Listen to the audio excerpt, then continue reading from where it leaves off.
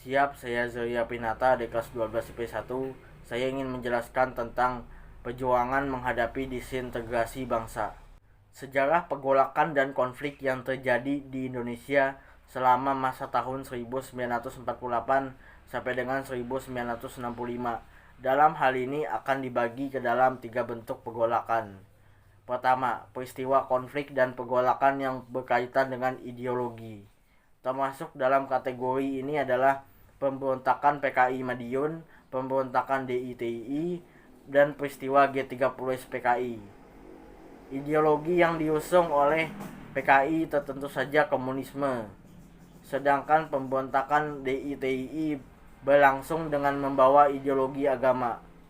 Menurut Herbert Feith, seorang akademisi Australia, aliran politik besar yang terdapat di Indonesia pada masa setelah kemerdekaan terutama dapat dilihat sejak pemilu 1955 terbagi dalam 5 kelompok.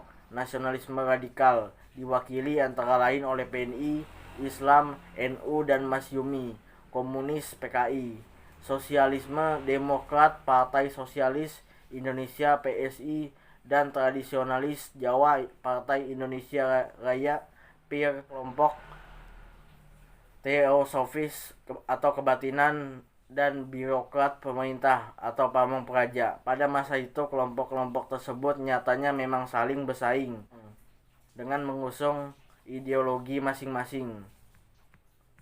Kedua, peristiwa konflik dan pergolakan yang berkaitan dengan kepentingan vested interest. Termasuk dalam kategori ini adalah pemberontakan APRA, RMS, dan Andi Aziz. Vested interest merupakan kepentingan yang tertanam dengan kuat pada suatu kelompok. Kelompok ini biasanya berusaha untuk mengontrol suatu sistem sosial atau kegiatan untuk keuntungan sendiri. Mereka juga enggan untuk melepas posisi atau kedudukan yang diperolehnya, sehingga sering menghalangi suatu proses perubahan. Baik APRA, RMS, dan Andi Aziz, semuanya berhubungan dengan keberadaan pasukan Kenil atau tentara kerajaan DI Hindia Belanda yang tidak mau menerima kedatangan tentara Indonesia di wilayah-wilayah yang sebelumnya mereka kuasai. Dalam situasi seperti ini, konflik pun terjadi. Ketiga, peristiwa konflik dan pergolakan yang berkait dengan sistem pemerintahan. Termasuk dalam kategori ini adalah persoalan negara federal dan BFO, Bijenkoms Federal Overlap, serta pemberontakan PRRI dan Permesta. Masalah yang berhubungan dengan negara federal mulai timbul ketika berdasarkan perjanjian Nigarjati, Indonesia disepakati akan berbentuk negara serikat atau federal dengan nama Republik Indonesia Serikat RIS.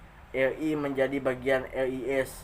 Negara-negara federal lainnya misalnya adalah negara Pasundan, negara Madura, negara Indonesia Timur. BFO sendiri adalah badan musyawarah dengan negara-negara federal di luar RI yang dibentuk oleh Belanda. Awalnya BFO berada di bawah kendali Belanda, namun makin lama badan ini makin bertindak netral, tidak lagi semata-mata memihak Belanda. Pro kontra tentang negara federal inilah yang kerap juga menimbulkan pertentangan. Sedangkan pemberontakan PRRI dan Permesta merupakan perlawanan yang terjadi akibat adanya ketidakpuasan beberapa daerah di wilayah Indonesia terhadap kebijakan pemerintah pusat yang dinilai tidak adil dan semakin condong ke kiri komunis. Kemudian bentuk ancaman disintegrasi pada masa kini antara lain: pertama, disintegrasi ideologi. Maraknya berbagai kebudayaan dari luar negeri dan gaya hidup barat yang mulai banyak diminati. Munculnya paham-paham radikal dan ekstremis di dalam negeri. Politik dengan menggunakan SARA. Kedua, disintegrasi kepentingan. Perusakan fasilitas umum oleh warga yang unjuk rasa. Teror bom bunuh diri. Sikap egois apatis mau menang sendiri dalam kehidupan masyarakat suatu negara. Selanjutnya, upaya untuk meningkatkan integrasi nasional dapat dilakukan dengan dua cara. Pertama, meningkatkan integrasi nasional secara vertikal, yaitu antara pemerintah dengan masyarakat. Hal ini dapat dilakukan dengan merumuskan kebijakan-kebijakan yang tegas dan tepat sasaran dalam segala aspek kehidupan masyarakat, sehingga tercapai keadilan bagi semua pihak. Kedua, meningkatkan integrasi nasional secara horizontal, yaitu antara masyarakat plural di Indonesia. Hal ini dapat dilakukan dengan cara terus-menerus membangun komitmen dan kesadaran masyarakat untuk bersatu meskipun berbeda ras, suku, dan agama. Dapat juga dilakukan pembangunan kelembagaan di masyarakat yang berdasarkan nilai persatuan dan kesatuan. Sekian penjelasan dari saya ucapkan terima kasih.